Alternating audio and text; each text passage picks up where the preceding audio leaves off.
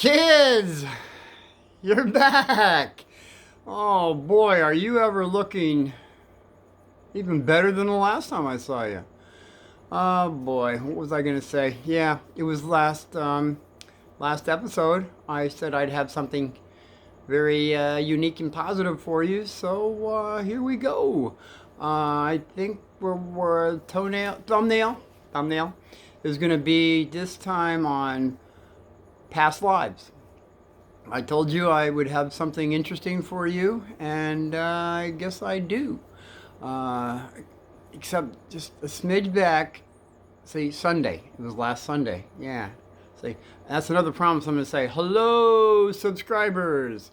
And even if you're not, hello anyway.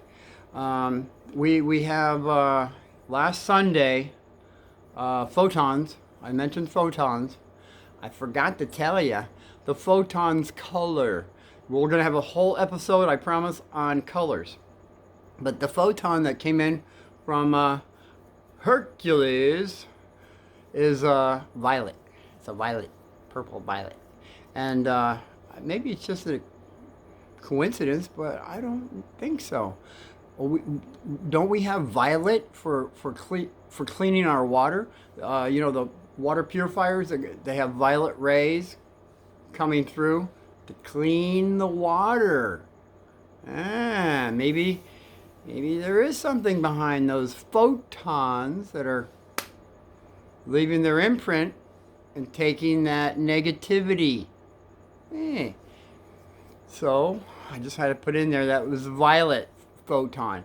And I was just, well, I'll bring that up later. Okay, so we got the past lives. Past lives. Okay, I mentioned in one of the episodes, which you can go to or not, I care less.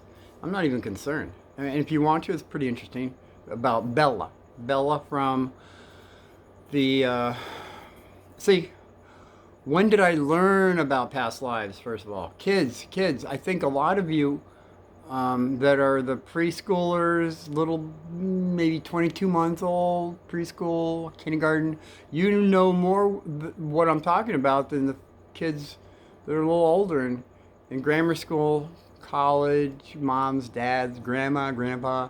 But some of you guys too have a pretty vivid remembering of past lives also. I know I feel, there's no past lives. I can't feel it. I can't see it. I don't remember. Well, you got a lot to learn. That's all. We're all here to learn. Before I go, I have to just bring up when I first heard about past lives, and then I'll go right into that because it's coming full circle. There was a girl, little girl, 3 years old. Her name was Shantae. Shantae from India. Go India. And Shantae, which means peace. I think we should have more peace. Peace in the Middle East. And so Shantae was 3 years old when this happened in India. And it was before I was 15. It was probably 13. I was 13 when I heard the story. So this is an old story. So a lot of you probably already heard the story, but for those that didn't hear about it, it's well known.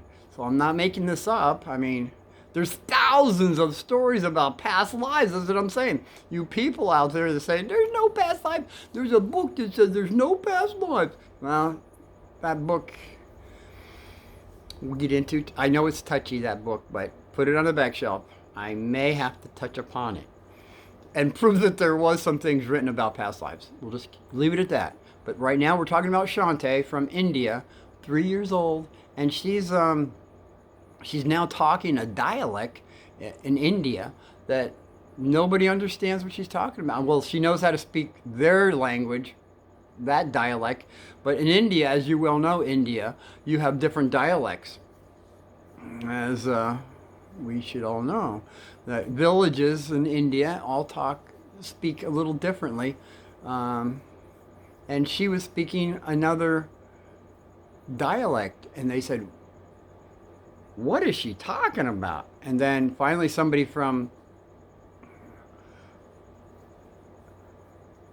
the other village that happened to be around in that village said, hey, that village is like hundreds of miles away. How did this 3-year-old get to start speaking this language? Has somebody been teaching her this language? No, nobody's been teaching her this language. So how does she know how to speak this language? So so the person that was from that village or knew the dialect was saying she's talking about a past life. Really, a past life? So the parents bring Shantae to that village. Well, lo and behold, little Shantae goes right to this hut, and she recognizes the family that's in the hut, and I guess there was the uncles, the aunts. There was I don't want to say old guy. It was a guy with more experience. Could have been her grandfather, in age-wise. And she's going over and scolding him, pointing her finger, scolding this fella. And he's saying, and he calls out her name. It wasn't Shantae, it was the other name that was her husband. She was scolding her husband because apparently he'd been drinking and he was always spending the money, all right? He was that kind of guy. And, you know, there kids, there's people out there that do that. They spend the money like a drunken sailor, and they forget about the kids and family, which is very negative. And so she was scolding him and saying how, I think she might have had a wooden spoon too. And he's saying, oh, I'm sorry. And then he says, the Shantae, he says, where did you bury the gold? Shantae was in charge of the money because he was always out spending it. And well, Shantae said, well, it's over by that tree, down. I buried it. So he runs over, gets whatever, hands, I don't know if it was a shovel, I don't know. But he uncovers the gold, the bag of gold. Now, I hope he didn't go out drinking with it or anything, but that was, you know, it's pretty remarkable that this little 3-year-old came from hundreds of miles away to this other village. And how would this 3-year-old possibly know that? Well, she knew everybody in the family. She's scolding her husband. And this guy finds the gold. Hey, maybe it's just a coincidence.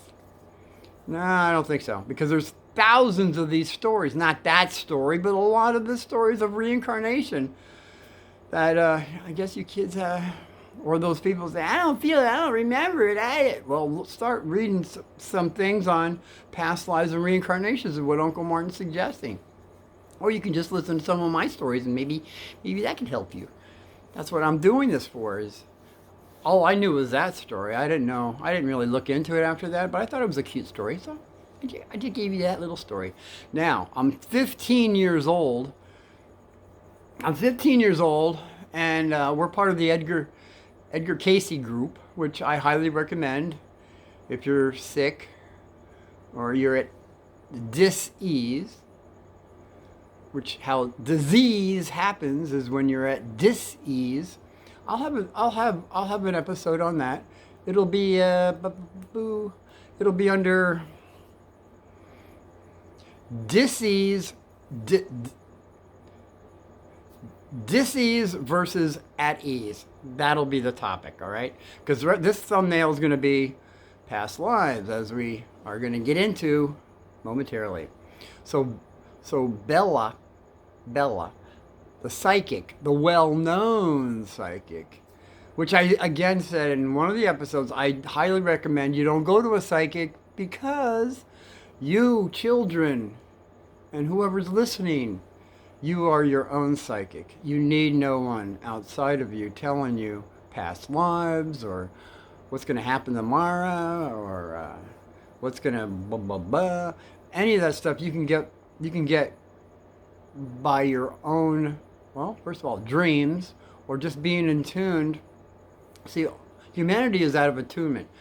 Our subconscious, conscious, and higher self are wacko. They're just out. And once we come in alignment, that's when you get more information on the questions that you would have that are going to be true answers, by the way, when they comes from the higher self. That's all I'm saying. And there'll be a topic on that one too. Another episode, I suppose. We'll have to bring it up into. Well, we're staying with past lives, I promise. So Bella, who is very well known, all I'll say is she did all the stars, the stars, Hollywood stars. We're all stars, but those Hollywood stars she was involved in, and as well as families, just families, anybody, like us. We were just anybody, and we went out to dinner one time. Took It was the whole Edgar, not the whole Edgar Casey group, obviously, but the group that we were in at the time. We went out to dinner. It was at Coco's. How do you remember that? Because Coco's was off Scottsdale Road in Scottsdale, but it's no longer there. Coco's is no longer there. We were sitting at Coco's, a big table, and some guy was going to India, and she's telling him, "Oh, you're going to have a good time in India." And I'm sitting there. I'm 15 years old. And I'm thinking, I want to go to India. Why is she not saying anything about me? Anyway, it's probably an ego thing for me because she was giving him energy like he's going to do really well over in India. I'm thinking, well, I want to go to India. And then I found out later on, you don't have to go to India. You can be right where you are and you're going to get everything you need. That'll be another topic. That'll be another episode. You don't have to go anywhere. That's what I'm saying. But just put it on the back shelf. What we're talking about now is Bella at the head of the table. I'm like off to the side. This kid's sitting next to her, and she's telling me, and then she gave a little cute little story. How she didn't. Well, she mentioned some stars, but I'm going to leave them out. I'm just going to bring up the one that she did do in 1970. Boo, boo, boo. What year was that? It was when I was 15. 72. 1972. She did the reading, a life reading for Elvis Presley, and she says, "Yeah, well, I did a reading for him. We did a reading for Elvis Presley," and she said, "Yeah." And she didn't go into any detail. She was just saying how he was saying how, man, he wasn't very happy about how he couldn't go outside anywhere. He couldn't go shopping. He couldn't go to a movie. He couldn't do anything. People wanted to rip his clothes off and rip his hair out, and they just wanted a piece of this guy. And he said he was very unhappy about that. I think that's all I really remember about the story. And then from there, okay. She was well known. Probably nobody heard about Bella. I don't know her last name, but it was Bella. Bella, well-known psychic. So she did our family, is what I'm saying. So I was sitting down at the table. I'm 15. She has my hand, and she's looking at my face. She does a hand-face thing. And what she did the whole family, and she's saying, "Oh, you do realize that you and your family have been together a lot of times." I said, "No, I didn't know that." She says, "Oh yeah, a lot of times." And then she's going into, okay. She goes into my reading of, I believe.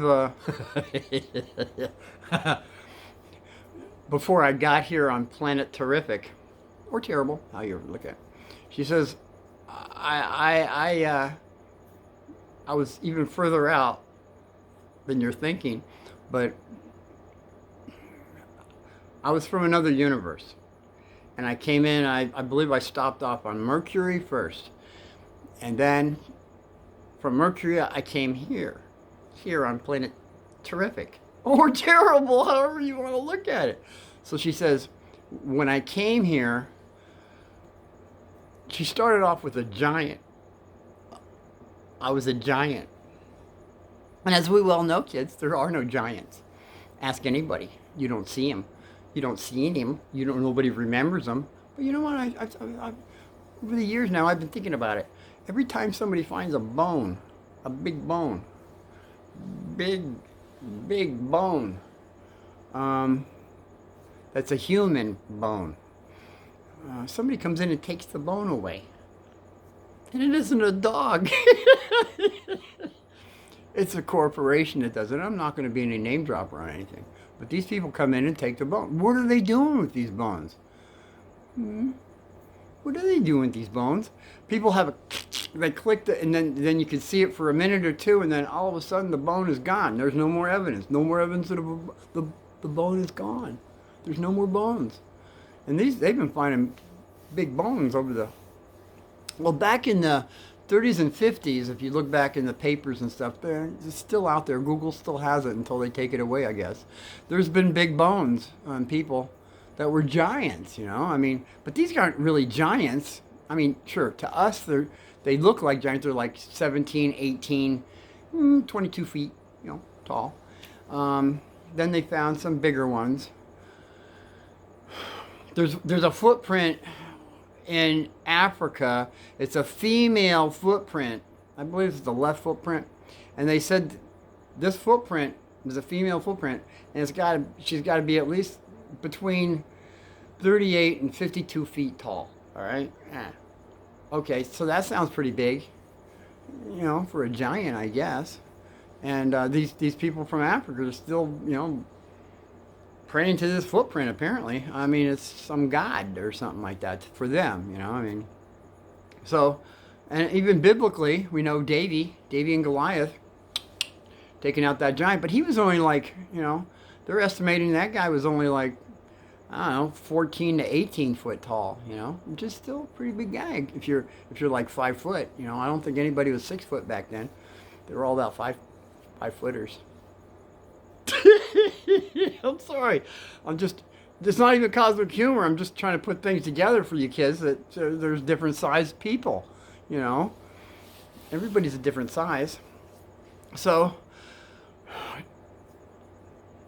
I said, I asked Bella, I said, how big was I? She says, well, you were big. You were the biggest giant around. I said, I was the biggest giant around? I said, well, how big was I? She says, well, do you remember Gulliver Travels? I said, Gulliver Travels, that's my favorite cartoon. And she says, well, you were that big. I was that big? She says, you were that big. I said, that was pretty big. Because she says, yeah, you were that big, and the people were the size of Lilliputians. Were the Lilliputians? You know, so the size that I was to those people. I said, really? I was that big? Yeah, you're that big. I said, wow. And she says, but you misused. You misused your height and your strength. You misused it. In that lifetime, you misused it. And you misused it so much that those Lilliputians, they pulled you down. They pulled you down. And I'm thinking, I must have been kind of a good giant, you know, because as you look back on all the Indian stories and stuff like that, there was giants. Every gosh darn Indian tribe that you can get a hold of that'll tell you about the stories of the giants. They were always killing them. They were always killing the giants. Well, in the beginning they weren't. They were all friends. They were friends until the giants were eating up all the food, and then there was no food left, and I guess the giants were eating some of the people. That's when it got a little negative, to where the giants had to go. So a lot of the Indians killed a lot of the big giants, and they were all seemed to be red-haired giants, the stories that I've heard. I mean, it could have been other colored hair, but the ones that I heard through 5 or 6 tribes that I knew of, they were all red giants, or red-haired giants. And I wonder if they came from the Vikings or something. Hey, I don't know. So I'm just saying, there's different sized giants. To where I was one of the, in that lifetime, I was the biggest one around, and I got pulled down. But she said, what she said was, I was never the same again. I said, I was never the same again. You were never the same again. But I didn't get killed by him. So apparently I was kind of a semi-good giant. I wasn't really the real nasty ones. And I was wondering if I had a double teeth. Because the giant heads that they're finding all have double rows of teeth. So it makes sense that these guys could have been eating people too. In fact, I think that's what happened. It was a little negative. The giants were eating the people. Which goes back to make sense because if you read any of the books, the one book I spoke of Enoch, it does speak of the giants consuming people too. I'm not going to go there. It's just too negative. I'm just staying with these past lives that I was dealing with Bella, okay? So we get away from the giant now. And the next one, there was quite a few of them, so I'm just going to go with the itty-bitty ones that we can handle right now. She said that I was in Atlantis. A lot of times, Atlantis, and that's what she was saying, that everybody with an M, everybody that has an M on their hand, we all have M's if you look around on our hands. Is it just a coincidence? She said, Atlanteans are back again. We're back again as Atlantis went down. She's saying, hopefully it's not going to happen again. And it won't if we come together. She was the first one that told me that. And then I learned about it later on. This is so true. In the past episodes, I've been trying to bring that across to people. Maybe we can, maybe we can't. So we got... Atlantis had 360 million people. I think right now, kids, if you add up what America has now, is pretty much, well, I think 2020, didn't we have like almost 300 numbers, at least about 330 million in America. So we got a few more million to go here before we hit up to Atlantis numbers. Everybody from Atlantis is now come in now into America, is what I'm saying. And everybody coming into America, I'm sure you're part of the Atlantean group too. I'm not kicking anybody out. In fact, it's wonderful that we're having so many people wanting to come to America. Hopefully it's going to be on the legal way. You know, like my grandparents, my Sicilian grandfather, I got off the boat and I didn't even have a nickel in my pocket. That was the big story. And then Nanny and Gramps, their parents, came in. I guess everybody came through Ellis Island. It was like New York, Ellis Island. A lot of folks aren't coming in the legal way, and that's what I'm concerned about. There's a way of coming into America.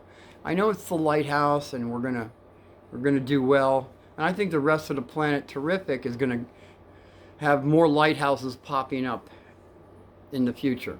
It won't be just America, but America right now is the lighthouse for us to follow. At least the understanding of life, liberty, and happiness is what I'm saying. So we got a past life of Atlantis. Fine, we're out of Atlantis now. We're now into the Egyptians. I was many times an Egyptian on different levels. I'm not going to go all there, but in the temples and that was she was saying. She says, you have been in mystery schools. I said, mystery schools? I've been in mystery schools? She said mystery schools, I said, wow. She says, yeah, you and your bro has been in a lot of mystery schools. A lot of lifetimes you've been in mystery schools. I said, mystery schools? Wow, that's just... And I'm thinking, it was clicking in because I said, did I go into any out of the 20 schools I went to? And I graduated. See, I was at 15. I wasn't graduating yet. But I was learning about mystery schools, and I'm thinking, I don't think I went to any of the mystery schools.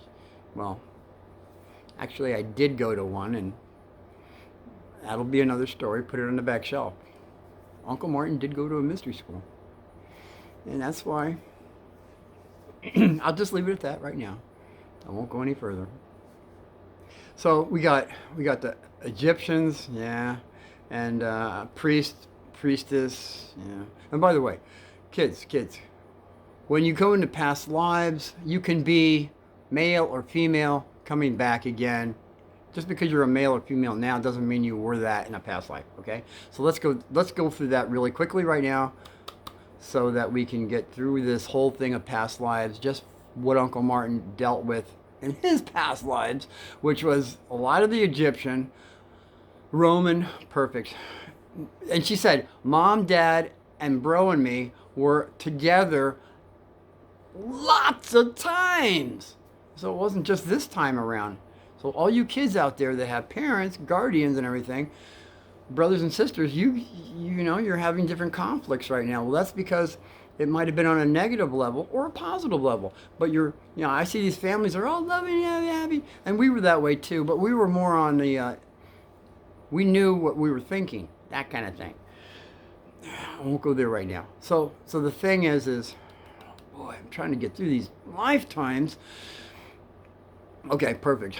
The next one I'm going to go into is Bro and I. Bro and I were doctors. And by the way, she said we were doctors and priests and priestesses lots of times. But this time, Bro and I, we weren't bro, and we were just two doctors. In the Roman times, when Dad was really high up there in the Roman Legion, he was in charge of a lot of things. She didn't say exactly what, but he was in charge of thousands of people. And Bro and I were pretty high up there as far as doctors go. But I guess that's why he picked Bro and me. We weren't brothers, though. We were just doctors. So Bro comes in from his section. I come in from my section because we were the best doctors around.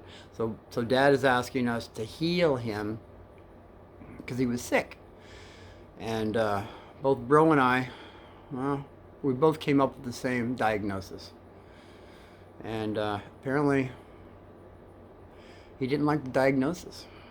So he took Bro and I, actually it wasn't him, he sent Bro and I out for a boat ride.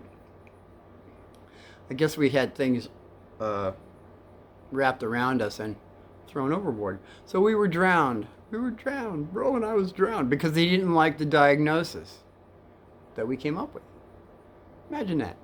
Well, it happens, kids. Some people don't like the diagnosis. Some people don't like the diagnosis of their doctors, even today, right? So both Bro and I were drowned in that lifetime. Okay, I'm just saying different lifetimes can be positive or negative, I suppose, right? Can't they? Sure they can. Even this time around, it can be positive or negative, depending on how you're looking at it. Okay, so the next time, I'm going to just bring up this next time. Bro, me, mom and dad, or mom and dad, male and female, Bro and me were girls. Blonde-headed girls. And we came in from Boston, I believe, and we went out on a wagon train, and we ended up somewhere out with the Indians. Imagine that. Oh, by the way, I was many times an Indian also. Go figure. I've always been a connection with Indians, guys. I tell you. I don't even want to bring that up, but I'm just staying with the program here. Bro and I are now, which makes so much sense. When she said all this stuff, I didn't even think about it. Because, okay, our whole family, we were colonists maybe, but in that time frame where it took a wagon to get where we were, maybe in Virginia. We didn't get very far. This is Boston to Virginia. They didn't go past Virginia. In Virginia, could have been Ohio. But we were colonists in that, but we were by ourselves more. We were on the outskirts. And we were doing rugs. We were weaving rugs. You know the oval rugs that you can braid and then you sew and then you, okay kids, the old movies where these people have the rugs over the line and they have this big stick or a big thing and they're whomping the heck out of it, right? And you can't do that on a lot of rugs now because they'll fall apart. Well, these rugs would hold together. These are the rugs we were making. We were making this. We were making candles. We were making, she says, things with our hands. And we were really, really positive with it. And we were trading with the Indians. We were getting pretty wealthy. And then one day, I guess a bunch of Indians came in. And I guess they weren't happy with the trading or something because she said, Bro and I, we were taken advantage of, and that's all I'll say. And I guess we must have put up a little struggle because they killed us. It's not funny, but if you think back in past lives how things happen, you know, it's not always positive sometimes. So, see, kids, if you think about it, a lot of people, even the Indians will explain this to you too if you ever get a hold of something. They bring younger people into their tribe and they adopt them, you see. I guess if you go along with it. If you don't, I guess you get killed. So our whole family was massacred by the Indians is basically how it came out. But now, in 1964-65, Mom and I, and the family I guess, we were making these rugs that Mom, we went to the wool store, the wool, they had a store with wool, you know, just that color, this color, that color. And Mom would get these big things of wool, bring it home, cut it in little strips, and I would be holding it for her while she's doing the braiding, and then we'd make oval rugs. And I felt really at home doing this. And I was a guy. Not that nothing's wrong with sewing, guys, but I've always enjoyed it. In fact, I wanted an easy bake oven. And I'm not going to go there, all right? And it was crummy. The easy bake oven was crummy. That commercial, that girl, that blonde haired girl with the little kid, hey, I want some cake. And then all it was a light bulb. A light bulb in that easy bake oven. I said, this is the crummiest present, and I wanted it. I wanted it so badly. And then I said, get rid of this piece of... And I ended up I cooked my first chicken after that. And after that, I was hooked on cooking. I'll bring something up on cooking, too. I promise. I'm just getting through the past lives. The past lives we're out of the blonde-haired girls. We're now into the next one, which was... Oh, by the way, Mom and Dad was the beast, and Mom was the beauty. I mean, you saw the picture of Mom and Dad. They both, I'm not going to bring the picture out again, but you go look back at that episode. They're both pretty handsome-looking people. And, but she said in reality, Mom gave up a lot of things. She's done it lifetime after a lifetime, giving up. Dad was the beast, and she was the love, the love. And Dad was the beast. A lot of guys are the beast, by the way, and women are the love. I said that in the other episode too. It's so true. Women have so much love in their heart, and men are the beast. And it's us, the guys, to control the beast. And women too. You got to control your beast, your beastie. Everybody has a beastie. That lion. You gotta keep that lion in control. Oh gosh. So we're into the past lives of, are we done with what I can say? The ones that I can say? Yes. We're now at the present with the family that I have. The family that you have. Kids, you have things to work out with your family. You have things to work out with your brothers and your sisters. You know, whether you love them or hate them.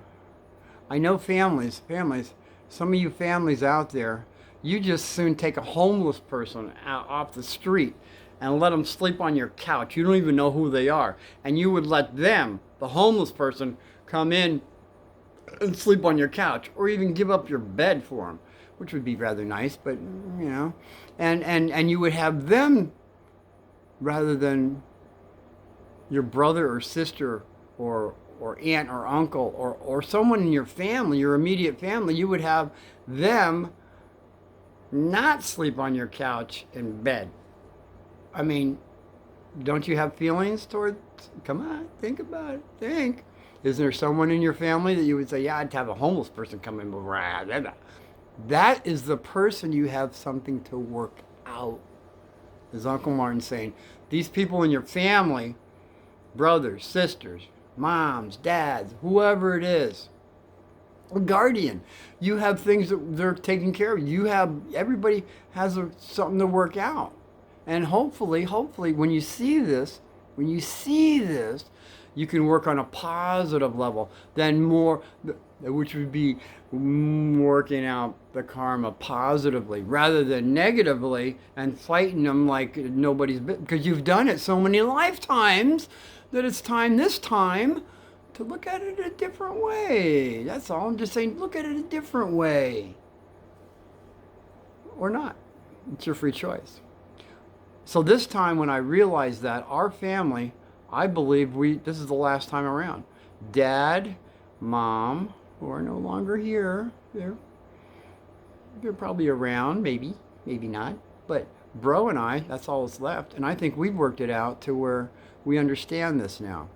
And that's all I'm saying is our family, I believe, has remarkably made it to another level. As you can make it to another level when you think this way, to work it out on a positive level than a negative level. Oh boy. So that's all I wanted to say about this at this time, the past lives, that it does happen to be true. There are past lives. No matter what anybody tells you, kids, you've been here before. And more than likely with this family that you're with right now. So it's just another way of looking at it, more positive way, that you can work it out or not work it out. Make more negative karma or make more positive karma. And once you can see this, it's going to be so much more positive. So that's all I can say about it right now. And I'll have something really, really cool the next time I see each other, which I want to promise everybody right now, all you subscribers or not subscribers. Every Sunday, Uncle Martin will have an episode for you that'll be very interesting. And if I ever miss a Sunday, I promise I'll have 2 in a row. Okay, so until I see you again, aloha and be well.